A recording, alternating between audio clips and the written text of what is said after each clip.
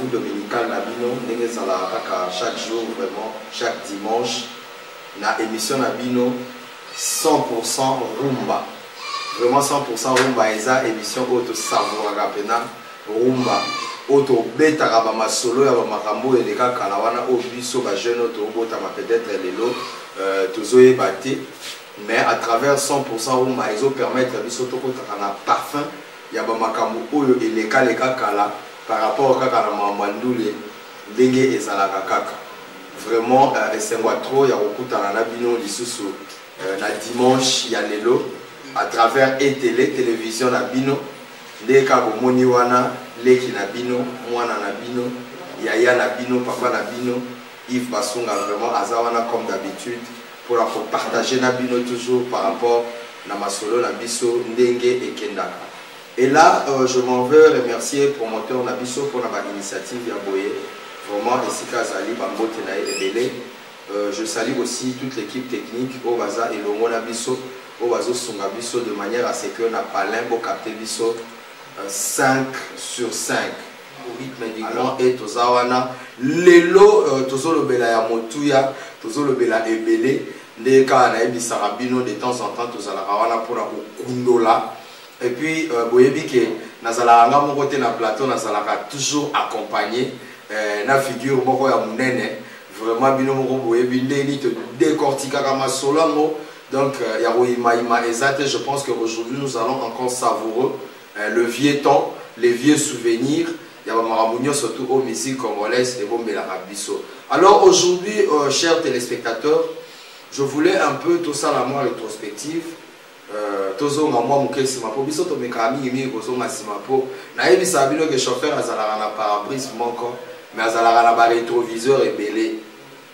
Donc c'est une façon de vous dire que le passé est sawana.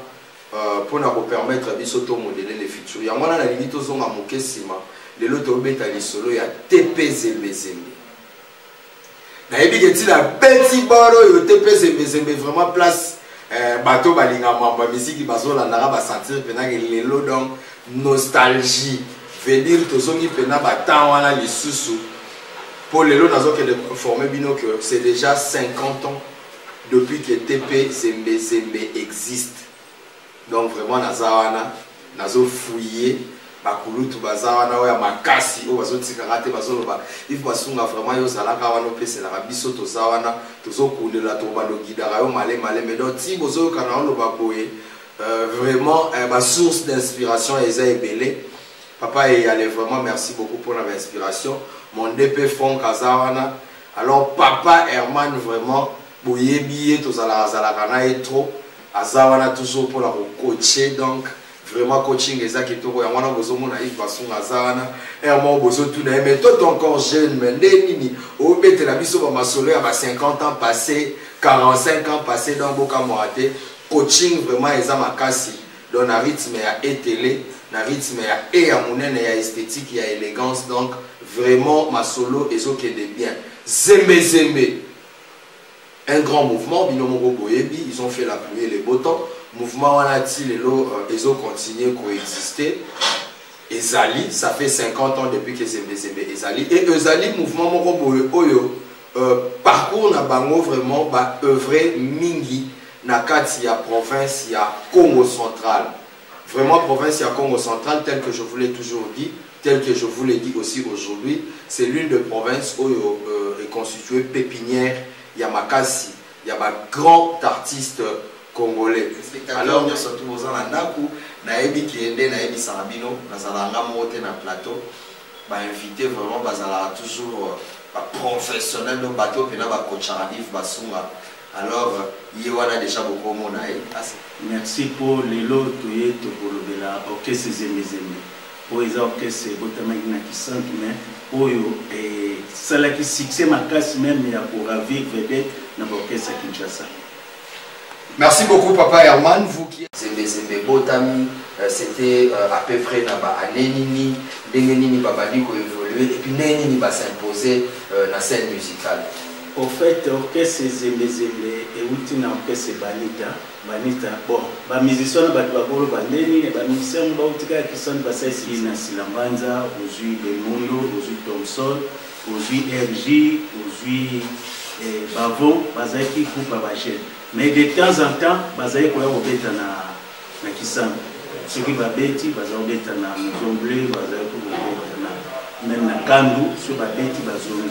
En Nankandu, je pense que Bazo est en Betubaya, si je me trompe pas. Donc Bazo Tangiri, Bazo Robet en nous l'aider la Kissa. Ouais, bon, Bazo peut pas ressortir, Bazo peut pas ni Congo, donc Bazo est pour la Robeta.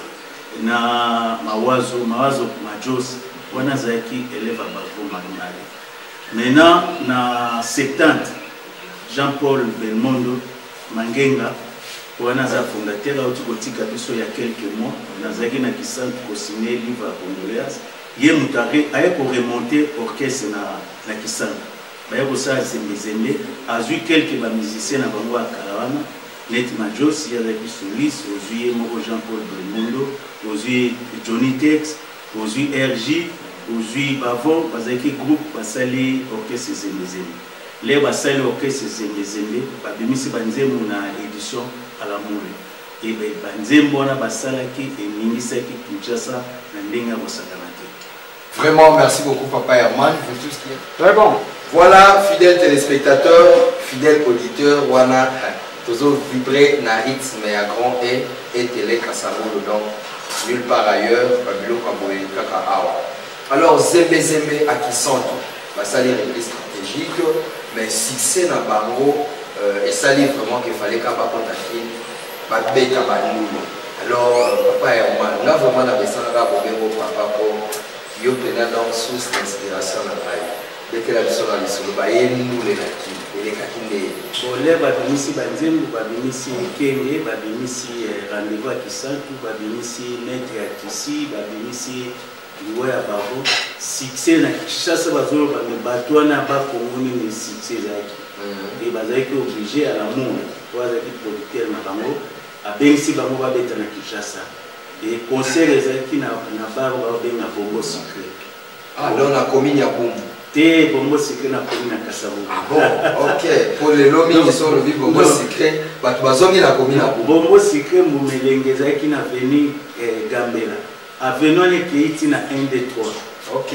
Mokolo ya concert Kinshasa Mobimba batondi na Bongo Secret. Puisque même les musiciens bazo ba papita ngo ba beta musique à danger bana. Les mêmes jours au que jazz azobeta qui a kabatazate batutu babulumani ba e concert à Semozini donc plein succès à danger et il fallait ba beta deuxième concert pour raconter on n'a pas fait 4 ans de ce qui magique donc ba mite TP zembe contre TP au que jazz le jour avant pelé a dit match quata donc grand maître ma petit bâton deuxième jour conseil et l'autre salamaki succès salami ba week-end nyonso ba kino bazo tika Kinshasa bazo ya Kisantu pour assister na concert à Zembezembe. Il y avait même un accident où ba pe mususu ba kufaki puisque succès solo la ligue qui me zoka les années rythme au jazz les années rythme niveau succès pour soliste na ba mazoa majos azaiki petit confiance à Bavon azaiki pour la guitare et papa ya mozo senti que rythme wana ya TP Zembezembe na kombo ko doazo TP Zembezembe donc tout ezaki ma bana au jazz donc succès les kaki bazabo obligé bazonga na Kisantu. Voilà balandia et télé wana tozo kundola malenga masakanate et on soupçonne même que deuxième jour il fallait pas mettre un concert netika moi qui cache mon salema sur le plan ya électricité pour vraiment ba vieux ba comme on a invité sur petit basoya rango et l'équipe makas et là on signale que rythme ya TP Zembezembe ezalaki kaka pratiquement rythme ya tout puissant OK jazz parce que là déjà spécialiste na biso analyste monelo tout ça na ABC biso qui soliste ya tout puissant Zembezembe azaki élève ya Bavon Marie Bavon Marie vous savez que le frère des sons il y a grand maître Luambo Makiadi donc la guitare que Luambo avait dans les sons c'est la même guitare que Bavon Marie avait dans les sons Donc c'est ce même rythme du tout-puissant OK Jazz qui s'est transmis dans le tout-puissant Zembe Zembe. Alors, vous l'avez dit, le papa Herman a dit que donc week-end, et comme qui week-end chopo, balakin, par au moment où on a net, c'est là qu'il faut qu'il sente tout, hein, qu'il sente tout, le lot, tout le monde bien qui saute pour ngape vraiment ce qui gagne moi, le poteau a bien là, le kaka don chic, ni va côté wana. Donc bah on va y aller faire ça là, bah y moi ma camboise là, on a donc balakin, par au moment vraiment week-end, faut moi tourner na descendre pour na nous la zembe. Donc zembe zembe et soit qui en pleurs. Il y a Rosakanate. Mais papa et moi, actuellement, tout le monde a Zembe Zembe.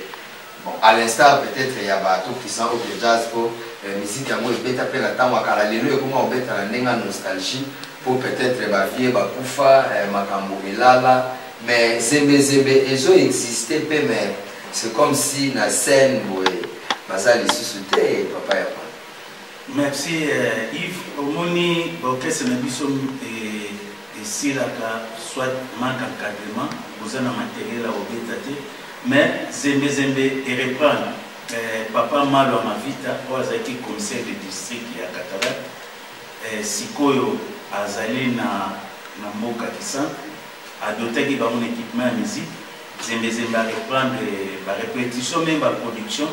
Il fallait en 2020 fêter cinquantenaire na bango. Monika la Covid et qui est dérangé ma camoufle. Donc la démarche Zali en 2021 pour la tournée à la province, au Banda, on a Kassamou, au Lekanakisan, comme à tête de tout le monde, pour présenter que c'est mes patrimoine de la province. C'est comme dans ma tête, nous avons promettre na commis à Wanakisan, tous en a Zembe. L'orchestre, on a habité l'orchestre à la province Moko, où il y a Réunion à Kinshasa, donc Zembe Zembe a relevé des défis. Donc, pour le moment, l'orchestre Zali, quelques anciens musiciens, puisque nous sommes à Kalaba, au Tikabiso, au Tikabiso dernièrement, Zali Jean-Paul Belmondo, fondateur, il y a quelques mois, mais ma compagnie, nous sommes régional qui orchestre il y a 40 ans, il y a 25 ans. Bazali pour continuer, parce que les jeunes musiciens, ensemble, ils vont perpétuer l'héritage national. Donc, l'orchestre Zali, ils ont bêta, pour la province à Congo central, ils vont couper l'invitation, l'orchestre est prêt pour délivrer le concert. Voilà, je pense que ma fidèle téléspectateur Bozola Nabiso, et là, nous lançons un appel vivant à ma mécène Nyonso. Au Moni Lelo, on attend que les artistes meurent, Koto Bandaosa et Lambamo Yaminene. Pourtant, les artistes, bazo légué la richesse de Makasi, Nakati, le patrimoine de Bisso. Donc là, vraiment, je m'en vais appeler Nabatu Oyo, Balingara Miziki, ma mécène Oyo Balingara Miziki. Il y a aussi Mingi d'artistes du moment où ils sont vivants pour permettre que carrière n'a pas mauvais sous Karané, sous Karate, peut-être la richesse, l'inspiration, et sous Karaté, peut-être par manque de matériel à Bossa et la Moussala, peut-être par manque de Nabiso, des Kabala Kassamo, le Bazo, la Nabiso, au moins qu'il soit Nazate et objectif, il y a promoteur, il y a et radio télé Kassamo, ils allaient promouvoir le développement, il y a province, et en particulier la culture, il y a la province à Congo central. Voilà, et télé Kassamo, toujours au rendez-vous dans Tozana, Toébike. Tourner en attendant de ça, vraiment, na ndenge bomesana pour la bino na bino bolandango bozala vraiment au parfum ya masoloto.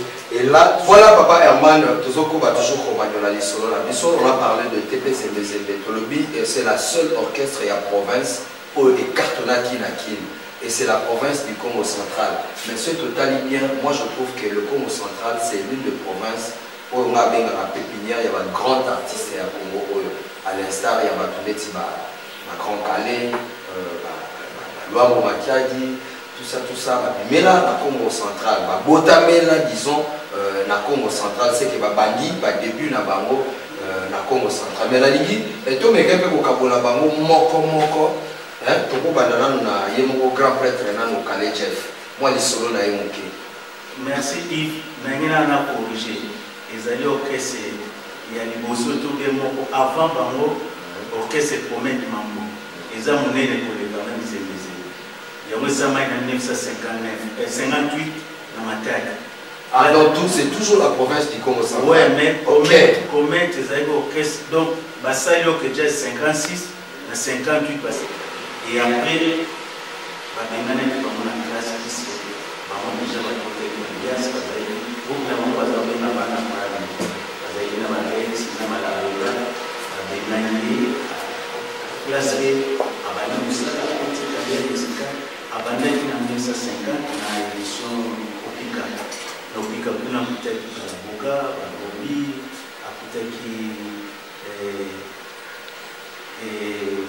Jimmy la Wayenne a la première solution avec un succès pour les capables. Donc, Jimmy a aussi un succès à Wayne. Donc, Jimmy va avoir une banane pour le monde. Grand Kala Zaki Petina. Bamouba Zaki Bamissi, Zaki non, c'était Bazaki Bamissi à studio. Donc, nous allons à Bénéficio, nous allons à voir ce qui est échipé à la haine à Zembo, Nana Beta Solo, Yves, Nana Bota, Herman. Après l'enregistrement, il faut que nous ayons neti azalaki na voix ya kitoko banzembe ebele ezali koluka wana ye moto azali kojango. Donc patron ya édition akomaki fanatique na ye ye pele azozwa mayele deva bamikolo na 1953 abandai déjà na 51 azozwa déjà bavie wana bazoyembela ye bazoyemba banzembe mele na 53 aye kosala orchestre African Jazz. Les Bandelona, avec qui n'a des chômements, avec qui n'a pas de romans, avec qui n'a pas d'Isaac. Donc, ça y est, African Jazz en 1953. Et après quelques temps, le docteur Nikoro, les qui a des chômements, après avoir besoin de Bango, il y a beaucoup de gens par Afifi, par Kiria, et plus tard, tableau au Chiro. En 1959, au Chiro, Mouchos Moulamba, il y a un African Jazz, il y a sa peinture. En 1960, l'air à table ronde, avant toute son indépendance, il fallait une table ronde entre la Congolais et la Belge pour tout le monde. C'est déjà pays comme indépendant, comme Ghana, comme Guinée, voilà, on peut payer ma casse, ici. Et il y a eu des émeutes.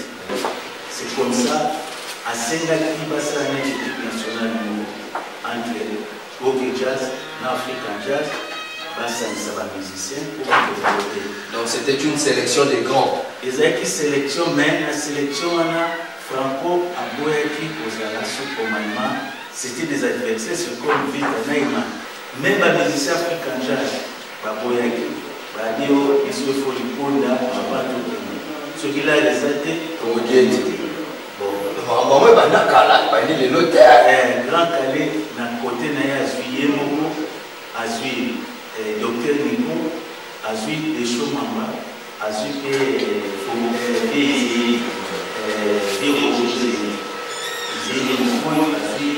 ensuite, d'un côté, au Jazz, Frédéric Bazos, dans les Logo.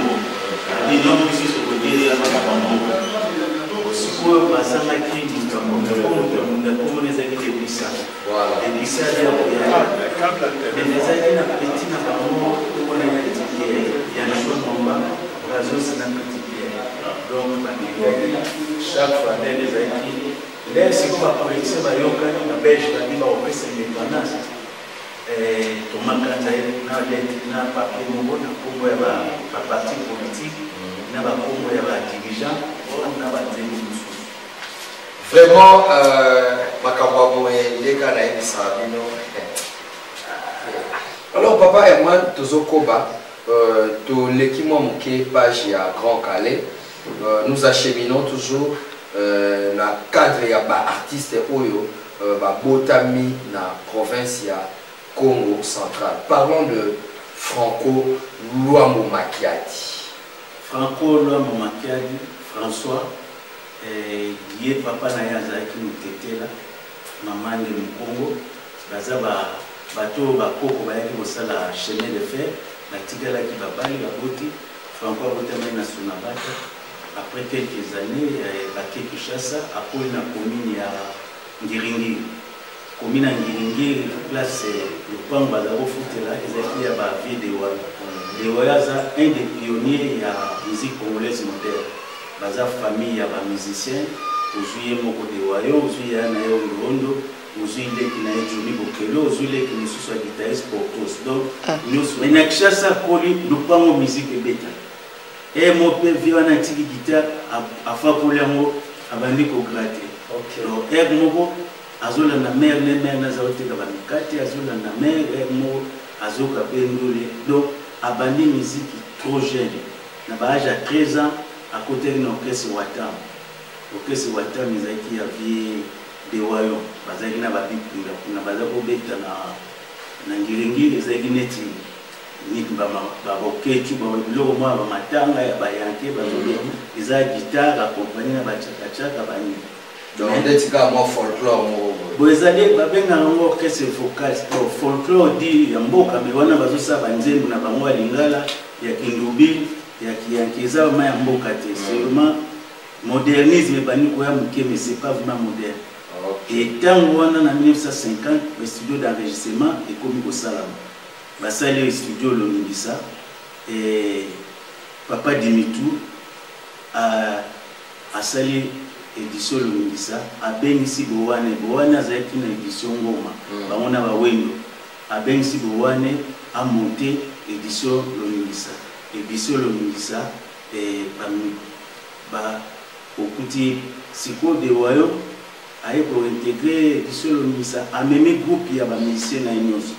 Et bandeleza qui teke boye orchestre mais boza musicien mutu na mutu aza sociétaire ceux qui nzembo ezali obeti bafutio et Franco azaki marakasi chanteur bat ba Franco aimba plus de 200 chansons c'est un grand chanteur deuxième voix plus de 200 chansons plus de 200 deuxième voix d'ailleurs nzembo ne mususu bi on sali ngai kobe a uti kobeta ngatembele kanga américaine a bêti nzembo Franco azoyemba et ça succès peut-être biso kindiamote lera ki na Watam na Lomingisa Papa Dimitou a découvert qu'azaki jeune homme au talentueux bon azaka pour accompagner lera sali nzembo na ye Marie Catherine abinga mona robeta solo lera Franco bandi solo ti balongwaki na édition wana mutu muso ala robeta solo te ba vu à côté bango ba de wa nyati bango ba wana ya nyati bango mais patron na ye ya liboso engagé ezalaki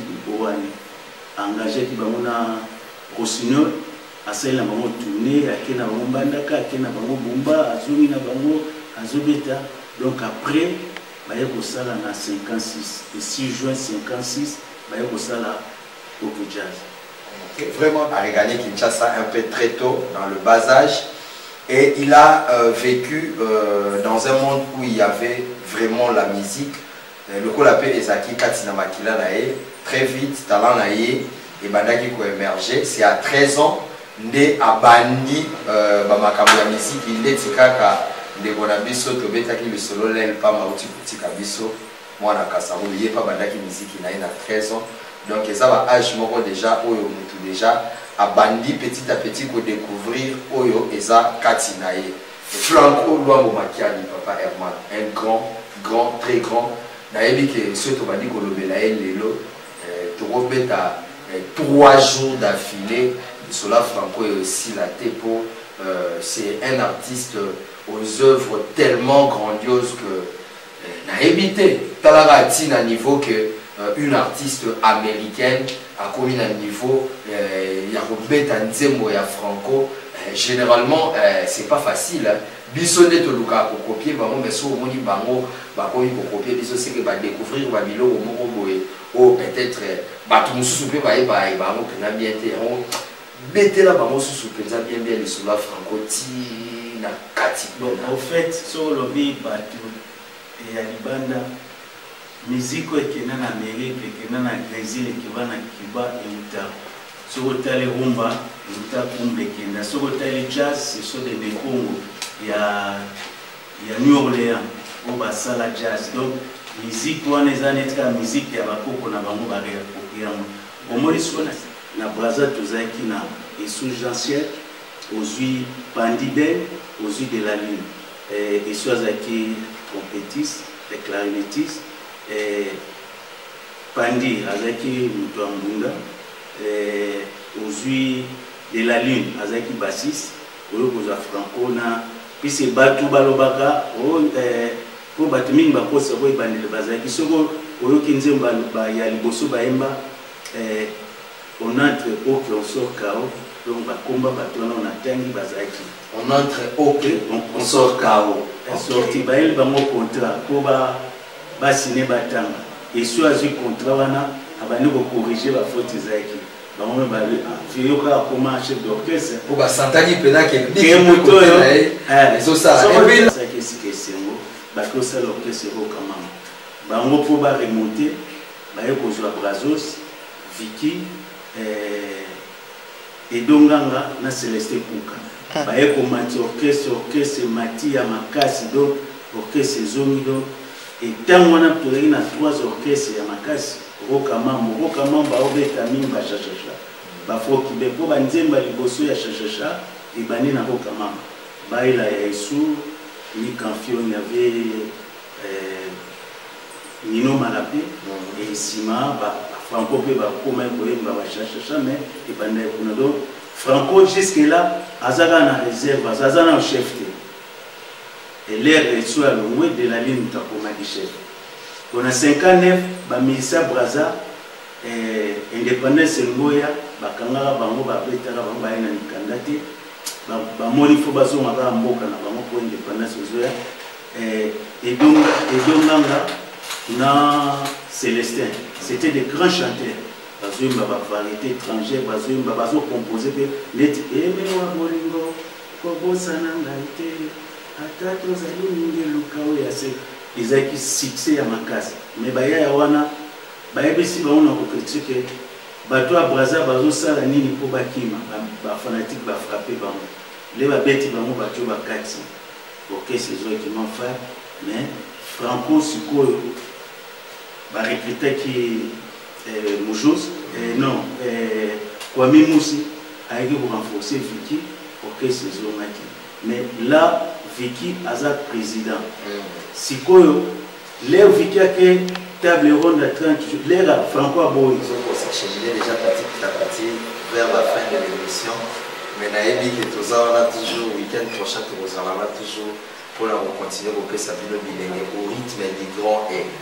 Papa Herman, Franco Lobo Matiali a foula trop. Et tu as vu souvent moi les solos qui a bateau, il y a foula, au Bakoma, il y a grand prêtre. Bon, tout à l'heure, il y a une école African Jazz comme il y a une école OK Jazz. Mais aux Mujos, il y a OK Jazz, aux chanteur net Michel Boibana, Yulu Mabiala, il y a OK Jazz, aux Samangwana, qui est à Rochero, il y a OK Jazz, aux Tuzana Batunet, Lomo Petum, qui est à Rochero. Ayaki na OK Jazz, Ozui Batuneti, Bautama, Blaise Pascal, Ozui Bajoko, Ozui Bachoski Kiamukuta, Ozui Bantesa, Ozui. Donc, force, il y a Franco, il renouvelait la génération. Après génération, Vicky, Ozui génération Mujos, après Ozui, il y a Yulu, Michel Boibanda. Oyo koza génération ya ba Joboy, ba Madilu, ba Kuangana, oyo koza même Carlito, anecdote moko Carlito l'air François Juillet tellement succès ba kadima ba nzembo yeba keleki akomoya na retard, so musique ebandi aye na retard. Jour sona concert boy François Hotel la Carlito azati. Et là, Carlito va côté Franco Monier. Avec si vous avez une musique, bon, si vous avez un patron, il y a orchestre, il y a Carlito. Ah bon? Patron comme Carlito. A chassé Carlito, a dit Banda Lelo, vous avez soutenu au jazz. Donc Carlito, succès naïe, et puis ça qui est net, moi, l'olène. Ah, donc musique, c'est Bandi, il y a ici, c'est musique et Bandi. Franco a bengani Carlito, a bingai na géré ba Vicky Longomba. nga na gérer ba Kwamina Mujos ngai na gérer